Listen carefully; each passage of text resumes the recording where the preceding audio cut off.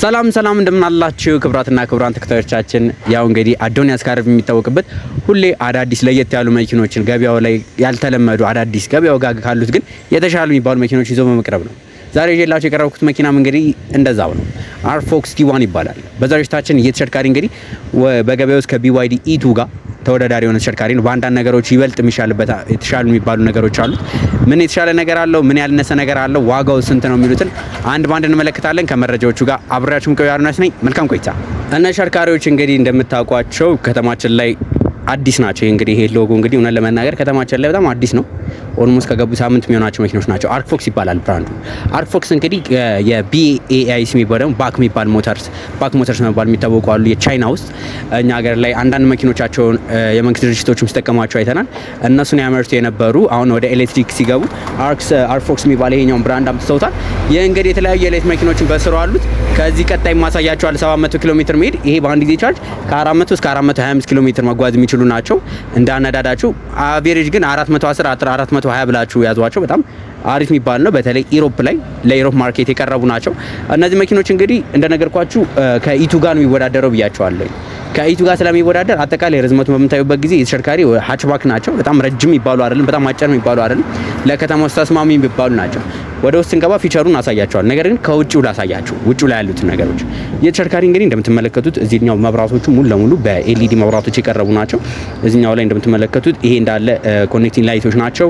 ይሄኛው ኤልኢዲ መብራቶች ናቸው። እዚህ ጋር እንደምትመለከቱት እንደ ጌጥ ናቸው፣ ቬንት አይደለም፣ ጌጦች ናቸው። ወደታች ወረድ በምንልበት ጊዜ ቬንቶች ተተውለታል። ይሄ እንግዲህ ወደ ባትሪው ለማቀዝቀዝ እንዲያገለግል ተብለው የተሰሩ ናቸው። ከሞላ ጎደል ዲዛይናቸው ላይ ትንሽ ወጣ ያለና ቦልድ የሆነ ሙቭ ያላቸው በጣም ነው የሚያምሩት። እኔ በግሌ ተመችቶኛል። ከለራቸው እንግዲህ ኮንትሮቨርሻል በዚህ ከለርም አለ፣ በሌላ ከለርም አለ። እንደምታውቁት ኢቱ ላይ እኛ ማርኬት ላይ የምናገኛቸው በብዛት በግሪ ከለሩና በነጭ ከለሩ ነው። እንደዚህ ደግሞ ወጣ ያለ ብራንድ ያላቸው መኪኖች ደግሞ ሞር ተመራጭ ያደርጋቸዋል። እዚህ ጋር እንደምትመለከቱት ካሜራው እናገኛለን። ፓርኪንግ ሴንሰሮች አሏቸው። ድራይቪንግ አሲስት በዛ ያለ ድራይቪንግ አሲስት ተካተውላቸዋል። ማርኬቱ ላይም ከቢዋይዲ ኢቱ ጋር የሚወዳደር ስለሆነ ከዛ ጋር ሞር የተሻለ ፊቸርን ይዘው ለመምጣት ሞክረዋል። ምክንያቱም ሁሌ እንደምታውቁት አዳዲስ ብራንድ ነው እየመጣ ያለው። በዛ ምክንያት ይህንን ይዘው ቀርበዋል። ስቴፕተኛው ገዝተው ምን ይመስላል? ሲያሳብ አስተያየታችሁን ኮሜንት ላይ ጻፉልን። ወደ ጎን ገዝተው ከመሄዳችን በፊት የተሽከርካሪ እንግዲህ እንደምትመለከቱት ጎን ገጽታውን በጣም የሚያምር ነው። ብዙ ጊዜ ግን ምንድነው የሚያጋጥመን በተለይ የተለያዩ አዳዲስ መኪኖችን በሚሆኑበት ጊዜ ቢዋይዲዎችም ሌሎችም ፍተሻ ታውቃላችሁ። አዶኒያስ ካር ሪቪው ከተማ ውስጥ በብዛት መኪኖችን እየፈተሽ እንገኛለን። በፍተሻ የምንሰራበት ጊዜ ምቶች ያጋጥሙናል እዚህ አካባቢ ላይ። ከዚህ በተጨማሪ ደግሞ እዚህ ኮፈል ላይ እንደምትመለከቱት ብዙ ጊዜ በፔስ ዴዝ ሜዠርመንት ማሽን አለን። በሱ አድርገን ስናይ ብዙ ጊዜ ያጋጥሙናል። ይህ ምንድነው በትራንስፖርቴሽን ጊዜ መኪናው ተጭነው በሚመጣበት ጊዜ ብዙ ጊዜ የኮፈል ላይ እንዲሁም ደግሞ እዚህ አካባቢ ላይ ከፍተኛ ጉዳቶች ይደርሳሉ። ወደ በኋላ ላይ ደግሞ ሌሎቹንም አሳያቸዋለሁ። ሌሎች መኪናዎች ላይ ምን አይነት ነገሮች ይሄን እንደምትመለከቱ ይሄኛው ንጹህ ነው፣ ምንም አይነት የለበትም። ነገር ግን ብዙ ጊዜ መኪና በመገዙበት ጊዜ የትኛው ነው የድም መኪና እዚህ ላይ ማየት ትችላላችሁ። ከዚህ በፊት የተሰሩ ስራዎች ካሉ ይሄ ለምሳሌ ሻርፕ አንግል ስለሌለው ነው። ሻርፕ አንግል ያላቸው መኪኖች አንዳንድ ጊዜ ዳይሬክት አይመጣላቸውም። እንደነሱ አይነት ነገሮችን ቲፕ መውሰድ ትችላላችሁ። የተሽከርካሪ በጣም ዘመናዊ የሚባል ነው። እንደምትመለከቱት የጎን ገጽታው የሚያምር ገጽታ አለው። እዚህ ላይ የስፖኪዮ ከለሩ ከቦዲው ከለር ጋር እንዲለይ አድርገው ሰርተውታል። እዚህ ጋር እንደምትመለከቱት 360 ካሜራ አላቸው። እንደምታውቁት ኢቶዎች ላይ 360 ካሜራ ያላቸውም ይሄኛው ላይ 360 ካሜራ እናገኛለን።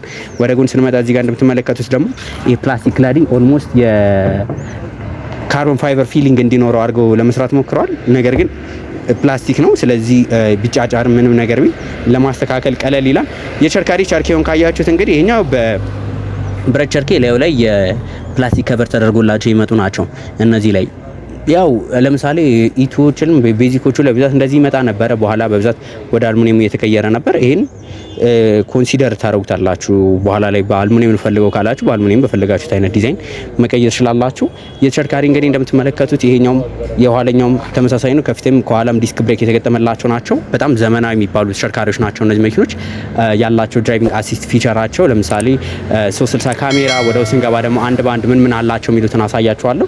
እዚህ ላይ እንደምትመለከቱት አነስተኛ ስፖይለር አላቸው። ይህ ስፖይለር ብዙ ጊዜ ኖቲስ አናረገውም። ነገር ግን በተለይ ሃይ ስፒድ በምንወጣበት ጊዜ ለምሳሌ አዳማ ሃይዌይ ላይ በምንወጣበት ጊዜ እንደነዚህ አይነት ስፖይለሮቹ ያላቸው ተሽከርካሪዎች ስቴብል ናቸው።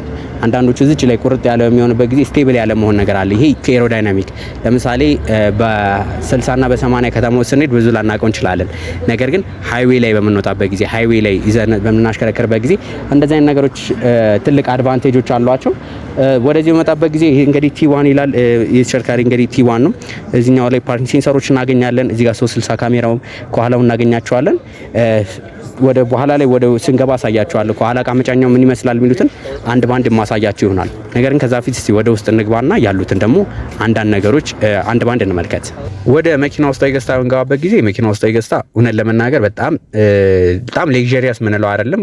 ነገር ግን ከሌክዠሪ ኢንተሪ ሌቨል ሌክዠሪ ምንላቸው ናቸው። እነዚህ ወንበሮች እንግዲህ ሙሉ ለሙሉ የሌዘር ወንበሮች ናቸው። እንደምትመለከቷቸው እነዚህ ወንበሮች ኤሌክትሪካሊ አጀስተብል ናቸው። ለምሳሌ አሁን ይኸው እንደምትመለከቱት ኤሌክትሪካሊ አጀስተብል የሆኑ ወንበሮች እዚህ መኪና ላይ ተካተውለት እናገኛለን። እንደምትመለከቱት እያንዳንዱ ወንበሮቹ ኤሌክትሪካሊ አጀስተብል ናቸው። ወደፊት ወደ ኋላ ማድረግ ይችላልላችሁ። ያው ማሳጅ አይኖራቸውም፣ ግን የሌዘር ናቸው እንደምትመለከቷቸው። መሪውም እንግዲህ በሌዘር የተሸፈነ ነው። እላዩ ላይ እንግዲህ የክሩዝ ኮንትሮል ሴት የምናደርግበት አለ። ክሩዝ ኮንትሮል ምንድን ነው የሚለውን ከዚህ በፊት አውርተናል። ከፊት ለፊት ያለው መኪና ጋር ርቀቱን ጠብቆ መኪናውን እንዲጓዝ ፍጥነታችሁን ጠብቃችሁ የምትጓዙበት ናቸው። ብዙ ጊዜ ግን ፍተሻ ላይ መኪናው ፉል ኦፕሽን ነው ይባላል። እንደነዚህ አይነት ፊቸሮች አሏቸው ይባላል። የመስራት እድላቸው ግን አብዛኛው ጊዜ የማይሰሩ ናቸው እያጋጠሙን ያሉት። ስለዚህ በጣም ጥንቃቄ አድርጉ። መኪና ስገዙ እባካችሁ ባለሙያ አማክራችሁ በባለሙያ አስፈትሻችሁ መግዛታችሁን አትርሱ የምንለው ለዚህ ነው። እዚህ ጋር እንደምትመለከቱት ይሄ እንግዲህ የቮይስ መጨመሪያው መቀነሻው ናቸው። ይሄ ቮይስ ለማዘዝ በምንጠቀምበት ጊዜ ነው። እዚህ ጋር እንደምትመለከቷት ባለ 10 ኢንች ፎቶ ስክሪን አለች።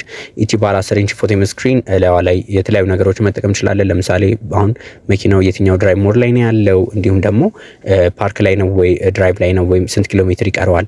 አሁን ይሄ ለምሳሌ እንደምትመለከቱ ኦዶሜትሩ 37 ኪሎ ሜትር ይለናል። ቀጣይ እዚህኛው አስተያየት መኪናው እንደ 10 ሺህ ሄደ መኪና ነው እንደ አዲስ ብለ የምታስተዋውቀው እንዳትሉኝ። ይሄ ኔክስት ቱ ኔክስት ሜንቴናንስ አሁን ለምሳሌ በ10 ሺህ ነው ሰርቪስ መደረግ ያለባቸው። ሰርቪስ ላይ በሚገቡበት ጊዜ መኪኖቹ በስንት ኪሎ ሜትር ይገባል የሚለው ነገር እንደምትመለከቱት እዚህ ጋር በ9964 ኪሎ ሜትር ከተጓዘ በኋላ ሰርቪስ ማስገባት ይኖርባቸዋል። የኤሌክትሪክ መኪና ላይ ሰርቪስ ግድ ነው። ሰርቪስ ምን ሲደረግ በዚሁ መሰረት መደረግ አለበት ማለት ነው። ወደዚህ ስንመጣ ወደ ኢንፎቴመንት ስክሪኑ እንመልከት እስቲ። ወደ ኢንፎቴመንት ስክሪኑ ከሌሎቹ ሞር የተሻለ ነው። የተሻሉ ፊቸሮችን ይዞ መጥቷል። እስቲ አንድ ባንድ ላሳያችሁ። ለምሳሌ ወደ ዋናው ሴቲንግ ላይ ልግባና ስለ ድራይቪንጎቹ ላሳያችሁ። ድራይቪንግ ላይ እንደምትመለከቱ እዚህ ጋር ኢኮ ፕላስ ብላናለች። ይሄ እንግዲህ መኪናው ኢኮ ላይ እንደሆነ ነው የሚያሳየን። እዚህ መኪና ላይ ገብታችሁ የትኛው ነው ድራይቭ ሞዱ መምረጫው ብላችሁ ግራ እንዳትጋቡ። ምንም አይነት በተን አታገኙም ስገቡ። እዚህ ውስጥ ምንም አይነት ነገር በተኖች አታገኙም። ነገር ግን ስክሪኑ ላይ ነው። የመጀመሪያው ኮምፎርታብል ይሆናል። ኢኮኖሚክ ማድረግ እንችላለን። ከዛ ስፖርት ስናደርገው ያው መኪናው ሞር ጉልበት እንዲኖረው ነው። ከዚህ በተጨማሪ ደግሞ የሚያንሸራትት ቦታዎች በሚሆንበት ጊዜ ስሊፐሪ ላይ ማድረግ እንችላለን። እያንዳንዷን ደግሞ ገብተን የመኪናውን ድራይቭ ሞድ ማለትም ከጎማው ላይ መሪው ላይ ያሉትን ሰስፔንሽን ላይ ያሉትን ፊሊንጎች መቀያየርን ከፈለግን ኢንዲቪዥዋል ላይ እናደርገዋለን። ኢኮ እዚህ ላይ እናደርጋለን።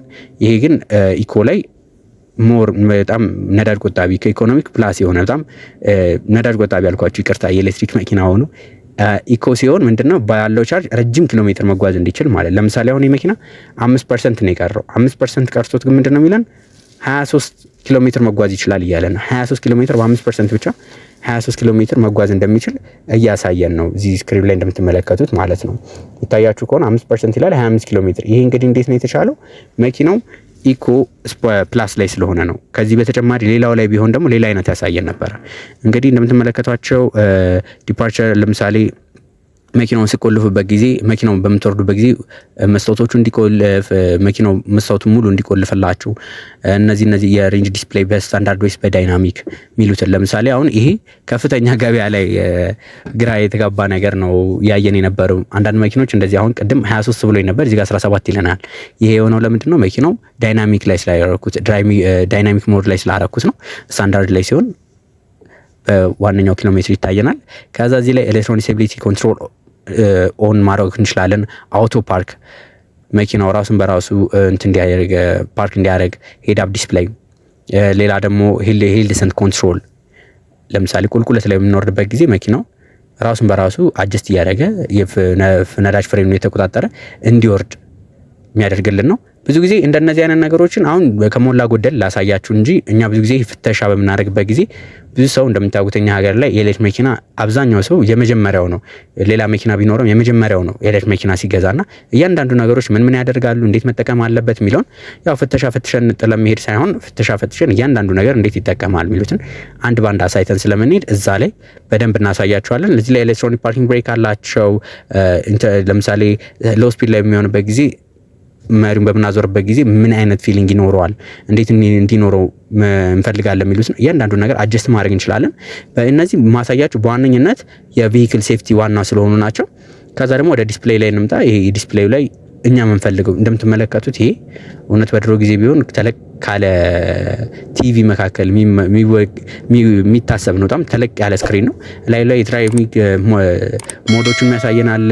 መኪናው ስክሪኑ ምን አይነት ይሁን የሚለውን እያንዳንዱን እዚህ ላይ እናስተካክለን። ኦዲዮ ላይ እዚህ ላይ ማስተካከል፣ ቮይስ ላይ እዚህ ጋር ማስተካከል እንችላለን።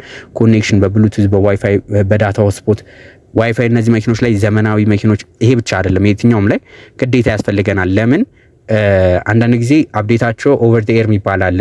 ዋይፋይ ኮኔክት ስታደርጉት መኪናው ራሱን በራሱ አፕዴት የሚያደርግበት ሲስተም አለ። ስለዚህ ዋይፋይ እንዴት እንጠቀማለን የሚለው እዚህ ላይ መመልከት ትችላላችሁ።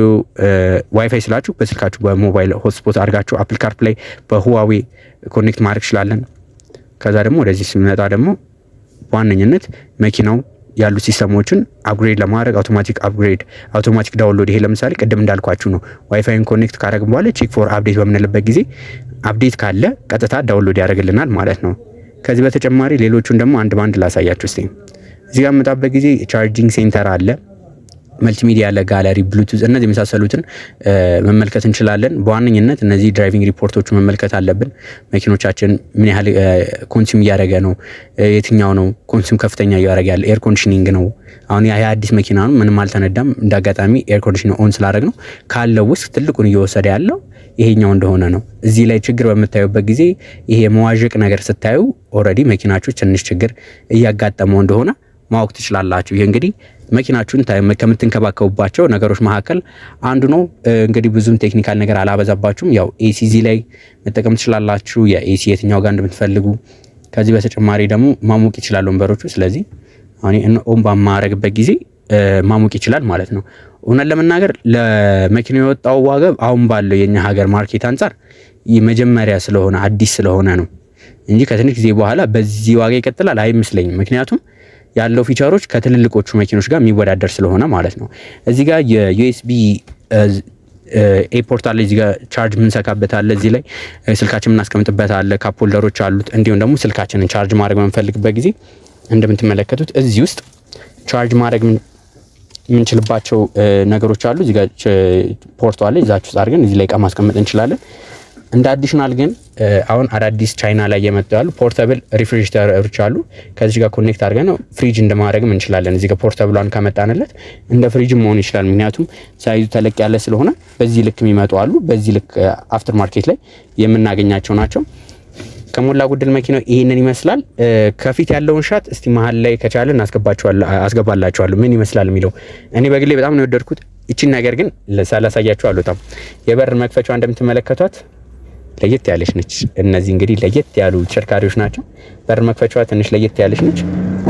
እዚህ ጋር የመስታወት መቆጣጠሪያዎችን እናገኛለን። እዚህ ጋር እንደምትመለከቱት እቃ ማስቀመጫ አለ። ለማሽከርከር በጣም ቀላል ናቸው እነዚህ መኪኖች ማለት ነው። ወደ መኪና ውስጥ ገዝታ በምገባበት ጊዜ የኋላ ወንበሮቹ እውነት ለመናገር እኔ ኢቱ ታውቃላችሁ እኔ ከልቤ የምወደው መኪና ነው። ማወዳደረውም ለዛ ነው። ኢቱ በጣም የሚመች መኪና ነው።